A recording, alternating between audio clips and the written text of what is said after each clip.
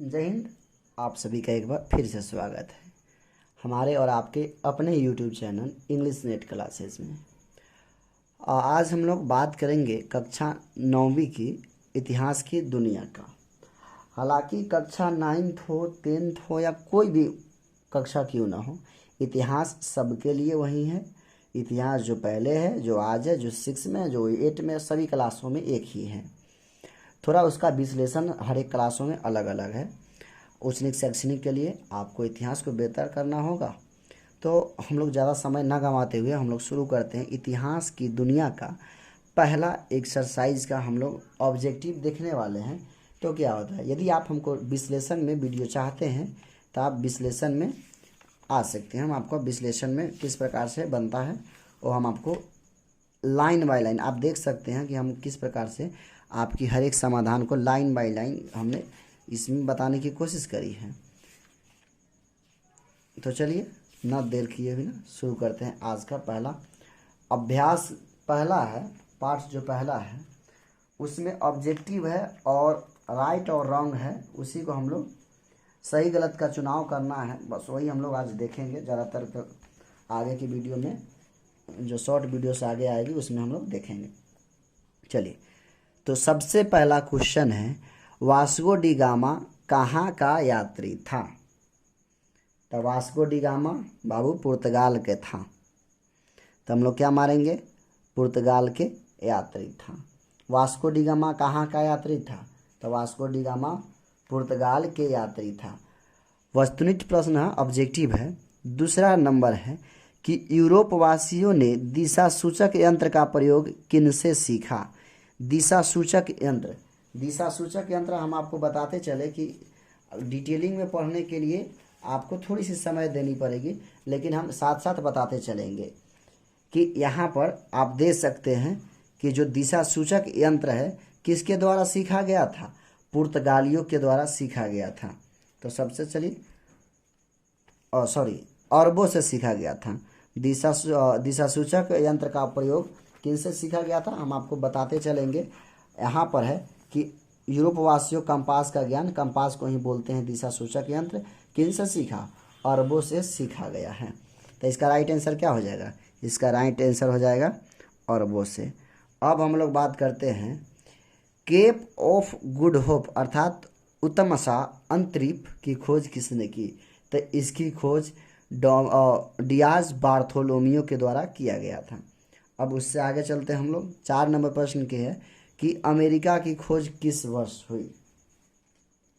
यदि आप लोग को मालूम है तो कमेंट करके बताइए कि अमेरिका की खोज किस वर्ष हुई थी और की गई। वही दोनों एक ही बात है कि अमेरिका की खोज किस वर्ष की गई। तो चौथा का क्या आंसर हो जाएगा?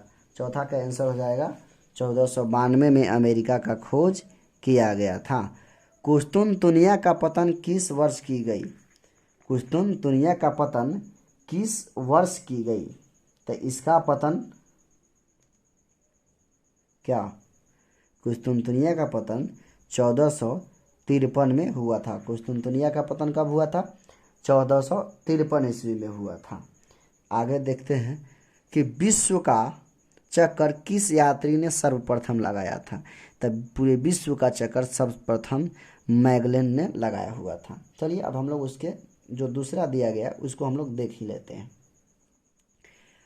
नीचे दिए गए कथनों में जो सही हो उसके सामने सही और जो गलत हो उसके सामने गलत का चिन्ह लगावे।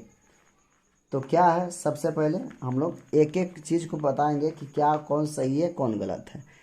तो आप यदि आप विश्लेषण से पढ़े, विस्तार से पढ़े रहिएगा तो आपको ज़रूर मालूम पड़ेगा कि भारत के मूल निवासियों को रेड इंडियन कहा जाता था। क्या कहा जाता था? भारत के मूल निवासियों को रेड इंडियन कहा जाता था कि नहीं कहा जाता था? नहीं कहा जाता था। सबसे पहले बात तो किसको कहा जाता था? ये गलत हुआ। यूरोप के मूल निवासियों को रेड इंडियन कहा जाता था, भारत के मूल निवासी को नहीं। और चलिए, तो ये क्या है? एक गलत है, तो हम लोग गलत का टिक करेंगे। दूसरा सवाल है कि उत्तमाशा अंतरिक्ष की खोज ने भारत तक पहुंचने का मार्ग प्रशस्त किया। उत्तम आशा अंतरिक्ष की खोज ने भारत तक पहुंचने का मार्ग प्रशस्त किया। तो ये बिल्कुल सही क्या कहा कि केप ऑफ गुड होप की खोज के बाद ही अर्थात उत्तम आशा अंतरिक्ष उसके बाद ही भारत तक पहुंचने का मार्ग प्रशस्त कर दिया। अब चलिए 3 नंबर प्रश्न क्या है कि भारत अटलांटिक महासागर के पूर्वी तट पर स्थित है। तो इसका क्या आंसर होगा? भारत अटलांटिक महासागर के पूर्वी तट पर क्या है? स्थित नहीं है। तो कौन स्थित है? अटलांटिक महासागर के पूर्वी तट पर अमेरिका स्थित है। तो चलिए हम लोग आगे की देखते हैं। चौथे नंबर सवाल क्या? तो चौथे नंबर सवाल को देखते हैं। मार्को पोलो ने भारत की खोज की। बेवकूफ लोग नहीं होगा, मार्को पोलो ने भारत की खोज नहीं किए हुआ था। जबकि हालांकि भारत की खोज कोई नहीं किए हुआ था। भारत आने वाली रास्ते का खोज किए हुआ था कौन? Vasco D gamma. हालांकि आप 9th में हैं, आपको यही पढ़ाया जाए कि भारत का खोज कौन किए हुआ था। तो भारत की खोज वास्को डी गामा। भारत की खोज वास्को डी गामा नहीं, भारत आने वाली रास्ते का खोज किए हुआ था। उसके बाद चलते हैं 5वें नंबर सवाल की ओर कि जेरूसलम वर्तमान इजराइल में है। तो इसका राइट आंसर है कि हाँ, अभी जेरूसलम वर्तमान में इजराइल में स्थित है। 6 नंबर सवाल है कि लिम्बन दास व्यापार का बहुत बड़ा केंद्र था। कि लिस्बन दास व्यापार का बहुत बड़ा केंद्र था। जी बिल्कुल केंद्र था, व्यापार का सबसे बड़ा केंद्र था। उसके बाद 7 नंबर प्रश्न है कि अमेरिगू ने नई दुनिया को विस्तार से खोजा। जी हाँ, नई दुनिया को अमेरिकी वेस्पूची ने विस्तार से खोजे हुआ है। चलिए अब उसके एक वाक्य में निम्नलिखित प्रश्नों का उत्तर देना है। तो हालांकि एक ही और बचा हुआ है, उसके बाद लघु उत्तरीय है, तो इसको अभी ही समाप्त कर देते हैं। हालांकि वीडियो थोड़ी सी लंबी हो जाएगी, ज़्यादा नहीं, 10 मिनट की हो जाएगी, आप लोग देख सकते हैं। चलिए शुरू करते हैं। तीसरे का पहला, भारत आने में किस भारतीय व्यापारी ने वास्को डी गामा की मदद की? तो भारत आने में सबसे पहले अब्दुल मजीद ने, इसका आंसर हो जाएगा अब्दुल मजीद। चलिए हम आपको लिखते हुए चलते हैं। 1 मिनट थोड़ी सी वेट कीजिए। भारत ने सबसे पहले कौन मदद किए हुआ था? अब्दुल मजीद। पहला का क्या आंसर हो जाएगा? अब्दुल मजीद ने किसका मदद किए हुआ था? वास्को डी गामा का। उसके बाद का दूसरा सवाल है, न्यू फाउंडलैंड का पता किसने लगाया? तो न्यू फाउंडलैंड का पता सर जॉन सेबास्टियन कैबोट ने लगाया हुआ था। सर जॉन एंड कैबोट ने क्या चीज़ का पता लगाया हुआ था? न्यू फाउंडलैंड का। अब 3 नंबर सवाल है कि यूरोपीय द्वारा निर्मित तेज चलने वाले जहाज़ों को क्या कहा जाता था?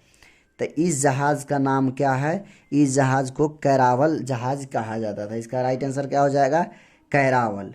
अब चौथे नंबर क्वेश्चन की ओर चलते हैं कि दक्षिण अफ्रीका का दक्षिणतम बिंदु कौन सा स्थल है? 4 नंबर सवाल है कि दक्षिण अफ्रीका का दक्षिणतम बिंदु कौन सा स्थल है? तो इसका राइट आंसर हो जाएगा केप ऑफ गुड होप। दक्षिण अफ्रीका का दक्षिणतम बिंदु उत्तम आशा अंतरिक्ष अर्थात केप ऑफ गुड होप है। चलिए 5वें नंबर सवाल है कि 11वीं से 12वीं शताब्दी में ईसाई एवं मुसलमानों के बीच धर्म युद्ध क्यों हुआ था? तो इन दोनों के बीच धर्म युद्ध जेरूसलम पर अधिकार जमाने के लिए हुआ था। इसका राइट का आंसर हो जाएगा जेरूसलम, जो उस समय अभी इजराइल में अवस्थित है, वहाँ है, उस पे अपना अधिकार जमाने के लिए किया गया था। अब है छठे नंबर क्वेश्चन की कि 1453 ईस्वी में कुस्तुनतुनिया पर किसने आधिपत्य जमाया था। आधिपत्य मतलब उस पर कौन सा राज करता था, किसका हुकूमत चलता था। तो कुस्तुनतुनिया का 1453 में जब इसका पतन हुआ, किसका राज चल रहा था उस पर, तुर्की का राज चल रहा था। अब आते हैं पुर्तगाल एवं स्पेन। 7वें नंबर सवाल है कि पुर्तगाल एवं स्पेन किस महासागर के पास अवस्थित है। तो इसका आंसर आप लोग लिखिएगा, पुर्तगाल अटलांटिक महासागर के तथा स्पेन अटलांटिक एवं भूमध्य सागर के पास अवस्थित है। तो मिलते हैं नेक्स्ट वीडियो में, तब तक के लिए जय हिंद।